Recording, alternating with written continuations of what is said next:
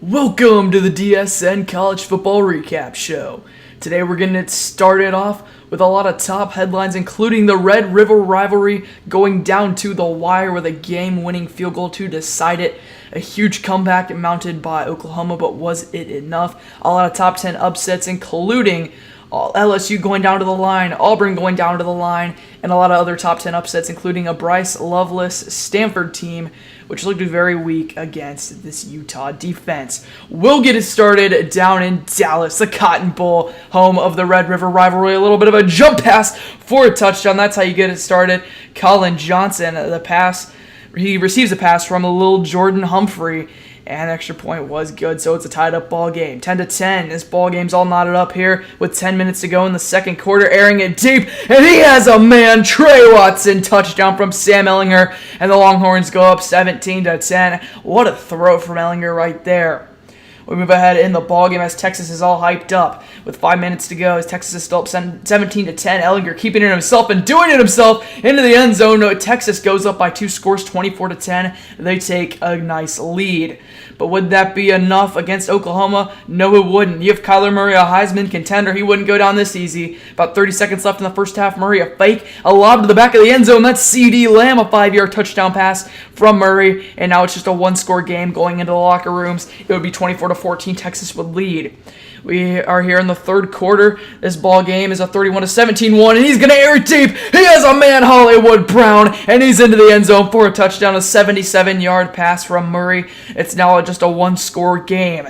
Ehlinger would not want it to be just a one-score game, though, as later in this one, ball at around the 15-yard line. Ehlinger going to drop back and lob it into the end zone for a touchdown. Oklahoma would now be down 45-24. That would be a little Jordan Humphrey. He now has a touchdown reception and a touchdown pass in this one as Texas takes a 45-24 lead. Still 45-24 as we were about 8:30 left in the fourth quarter. Diving into the end zone, Lee Morris extends it for a touchdown. It's a 20-yard pass from Murray, and now it's a 45-31 game. Oklahoma trying to get back in this one. Down by 2 scores. Murray drops back with 5 minutes to go. He's going to turn on the burners, and Kyler Murray is going to turn upfield, and he would take it 67 yards to the house for a touchdown. That's why he's in this Heisman race, and that's why he's such an electric college football player. He makes it just a one-score game. Now, a one-score game. First and goal for the Sooners. They're going to have a little fake to Sermon, and then they're going to actually pitch it to Sermon, and Trey Sermon gets into the end zone for a touchdown. This ball game is now tied up. Texas was up by 45-24 at one point. Now it's a 45 all game. What a fourth quarter by Oklahoma. But Cameron Dicker comes onto the field. He nails the 40-yarder from left hash, and that would be all Texas needed. They hold on and win 48-45. Is the Texas football program finally back? It would appear so, as they take vital control of the Big 12. Although they have not won the Big 12 even close yet, they still have a really good portion of their schedule left as they improved to 5-1 and shock Oklahoma. Kyler Murray had an incredible game, 304 yards and 3 touchdowns through the air, and then 92 yards and 1 touchdown on the ground. But that would not be enough for Sam Ehlinger as he played basically the best football game he could. 2 touchdowns and 314 yards along with 2 rushing touchdowns as Ehlinger leads the Longhorns to victory of 48-45 win. Although the offense did fall asleep in the second half, it would still be too much for this Oklahoma offense. Then we send it out to Blacksburg as the Notre Dame Fighting Irish will be taking on the Virginia Tech Hokies, number 6 versus number 24. And there you go, as that would be a little easy touchdown to start off the ball game for Dexter Williams. You would see more of him throughout the night. He had an incredible performance for Notre Dame. And then they're going to have trouble with the snap on the punt. He's just going to have to take it himself, and he's going to be brought down, the punter going nowhere. Not what Brian Kelly wanted to do. He's very upset with his team right there. 5 minutes to go in the first half. He's going to throw it, and his pass is intercepted. Ian Book right into the hands of the Virginia Tech linebacker. And then dropping back is Willis. Ryan Willis still on his feet somehow, and he's going to get the ball stripped. The ball is free. It's going to be recovered by Notre Dame, and they're going to bring this one all the way to the house. Julian Love, the 42-yard fumble recovery for a touchdown, and now Notre Dame goes up 17-9. Ball with around 16 seconds to go in the half. Willis rolls outside, finds his man Damon Hazelton, a 3-yard reception for a touchdown, and that puts the Hokies back in the game, a 1-point game going into the half. A beautiful play call dialed up by Justin Fuentes. Firing it into the end zone would be Willis, and it's going to be just a 1-point game. And then a 97-yard touchdown, Dexter Williams. It's a foot race to the end zone, and that would be a foot race that he would win.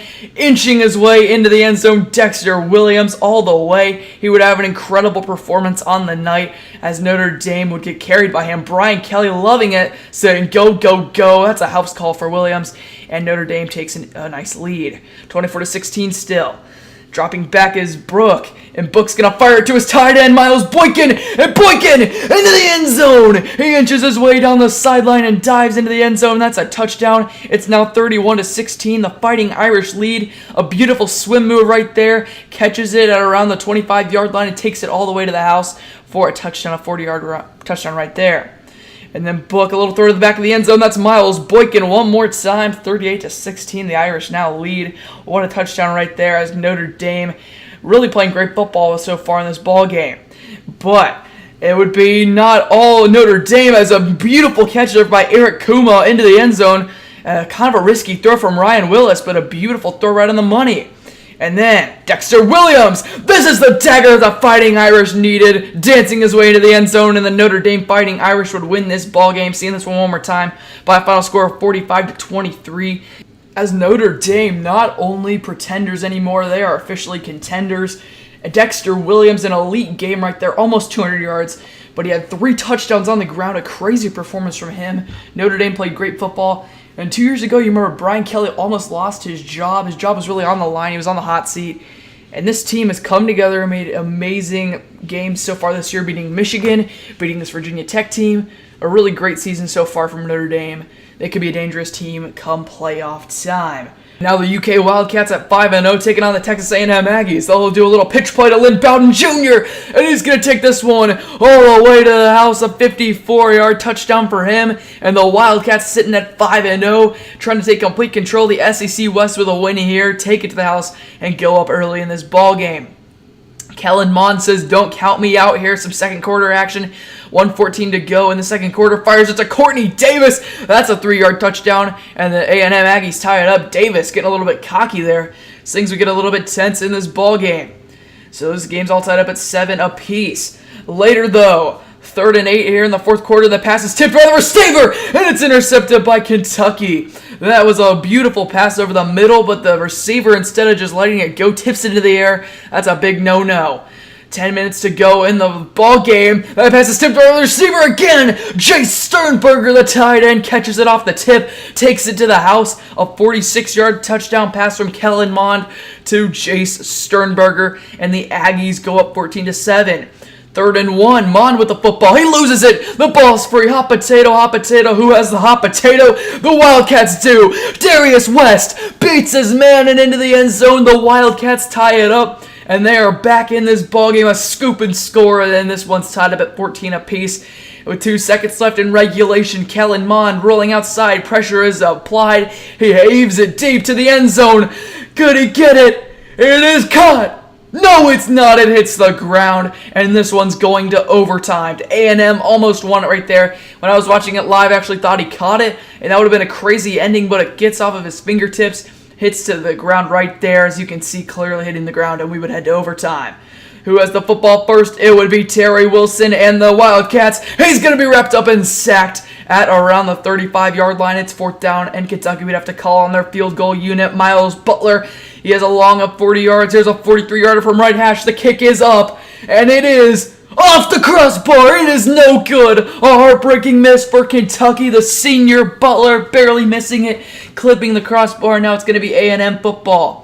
A score of any kind wins it for the Aggies. They're going to hand it off to the running back, Travion Williams. He's had an incredible day so far. Hurdles his man into the end zone, and A&M will walk it off and upset Kentucky. They're undefeated. No more. Jimbo Fisher's A&M Aggies will upset the 13th-ranked Kentucky Wildcats. Snell right there had a really just not that great of a performance. He was a Heisman contender up until this point, but I don't believe he's a Heisman contender anymore. As Terry Wilson will walk away defeated. Benny Snell Jr. going away defeated as well as the A&M Aggies win 20-14. Travion Williams 138 yards, and this was a afternoon really dominated by the running backs in pretty much all of these games. The run play was incredible as Mon threw 2 touchdowns and a pick. His one pick shouldn't have really been a pick though. It was really all the receiver who had the pick right there. But what a stunning win for the A&M Aggies as they will walk away here with a 4-2 record. We send it on to another SEC matchup. This time it's LSU and Florida. Nick Brosette getting it started off right with a little touchdown as LSU takes a 7-0 lead here in the first quarter. We send it out a little bit later as the LSU fans celebrating. Felipe Franks a little pistol set. He's going to hand it off to Michael Pirine. He gets into the end zone, a little 1-yard run for the touchdown, and Florida ties the ball game up at 7 apiece. Although this wouldn't be all Florida in this game, LSU had some shining moments as well. 1:14 left in the second quarter. A little throw to the outside. Morale Stevens, 3-yard touchdown pass from Franks. And Florida goes on top 14-10 at this point. Joe Burrow trying to get the offense started. As you can see, LSU still trying to be a little bit competitive in this ball game. It's still 14-10 going into the half. So a little second half action now as the LSU fans looking stunned. Felipe Franks still celebrating. Joe Burrow going to hand it off to his running back, Brosette. He gets a 1-yard touchdown into the end zone, and LSU takes back the lead there now up 19-14. The 2-point conversion would actually be failed. So it's 19-14, LSU leads. It's going to be a little throw back. It's caught by Franks. It's a trick play, and he's going to be down inside the 5-yard line. What a call, and what a bold call right there from Dan Mullen. They hand it off to Michael Pirine, cuts to the outside, dives into the end zone, and Florida would take the lead. The 2-point conversion from them would also be failed, so it's a 20-19 ball game. And this one is not over yet. Florida still with the football here later in the ball game. Pirine still celebrating that touchdown.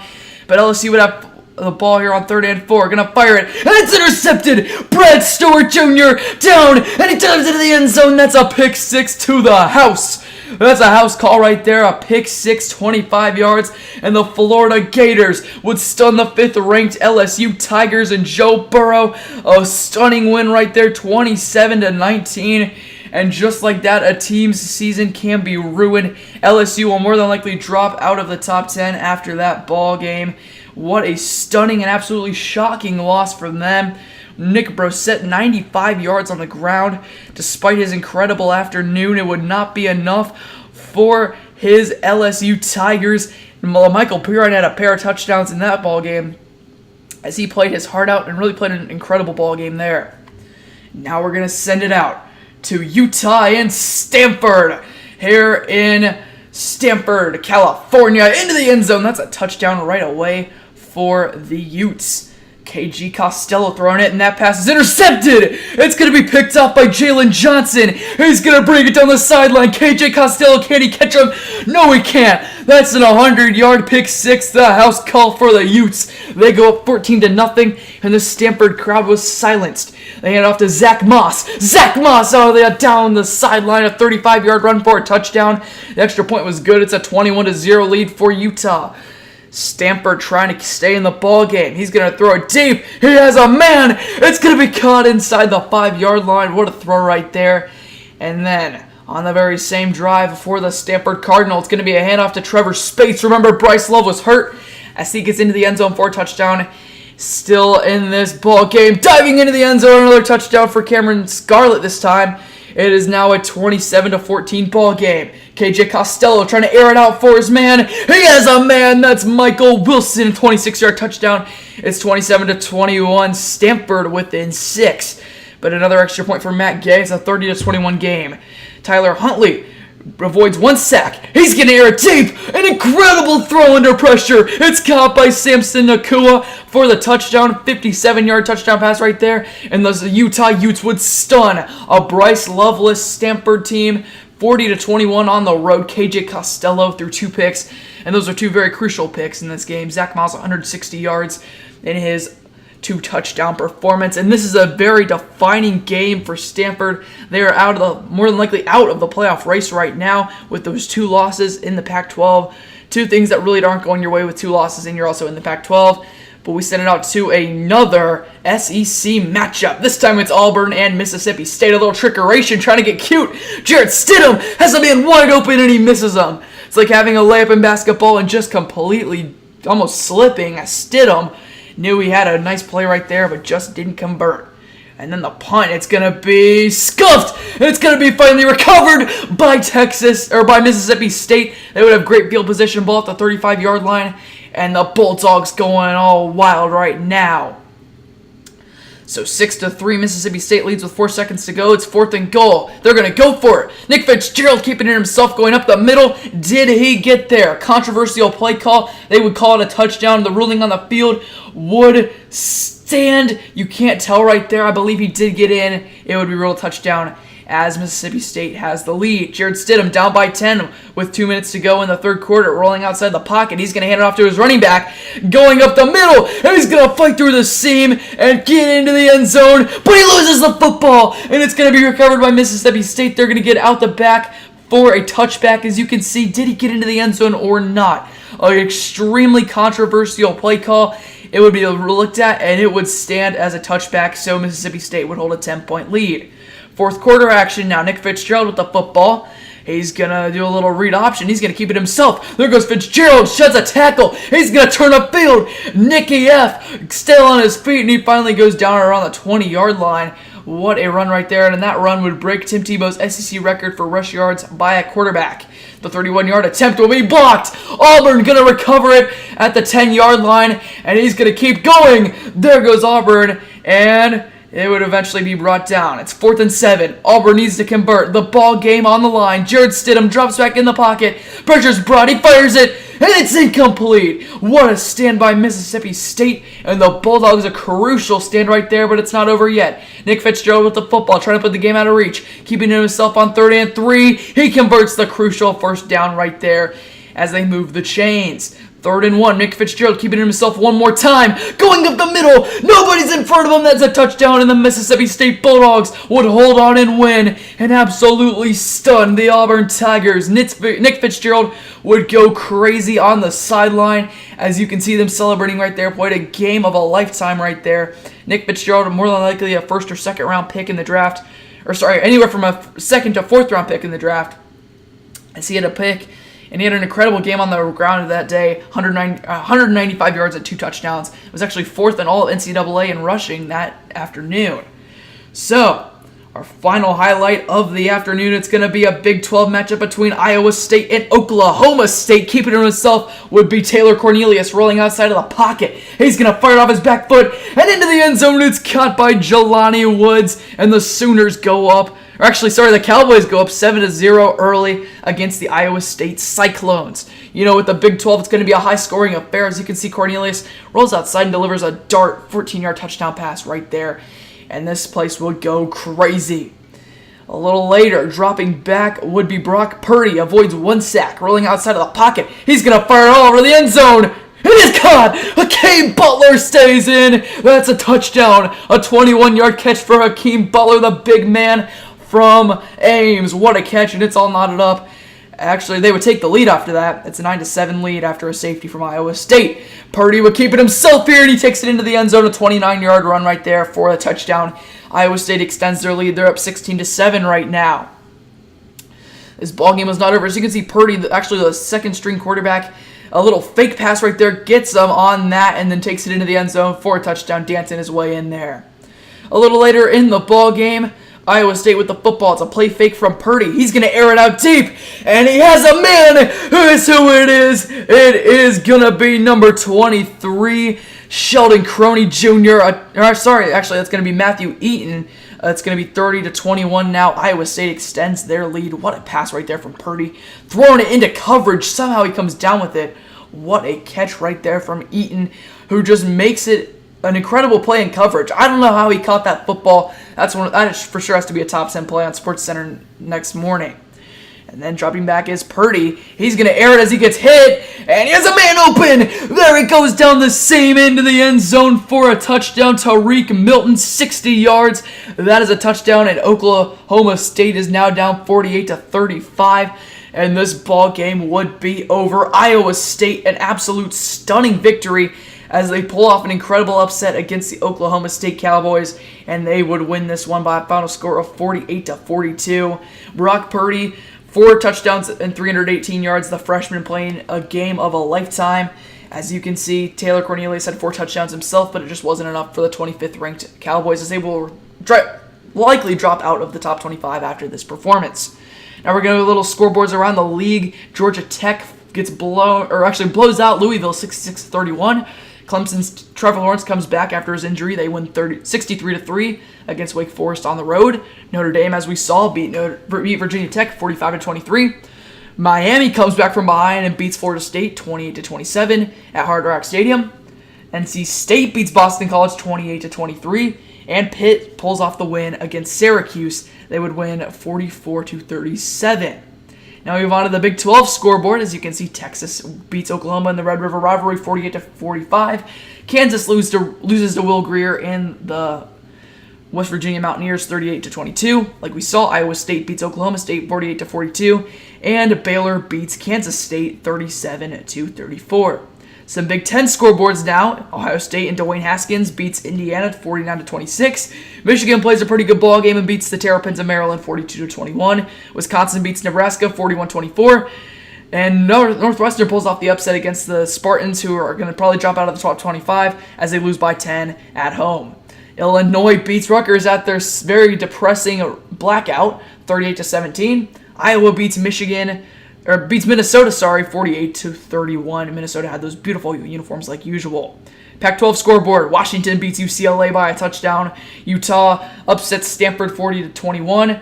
The Colorado Buffaloes will stay ranked after a win against Arizona State 28-21. Washington State beats Oregon State 56-37, and Arizona takes care of business against Cal 24-17.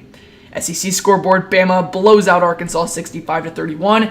Georgia blows out Vanderbilt 41-13.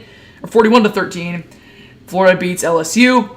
A&M beats Auburn. Mississippi State beats UK.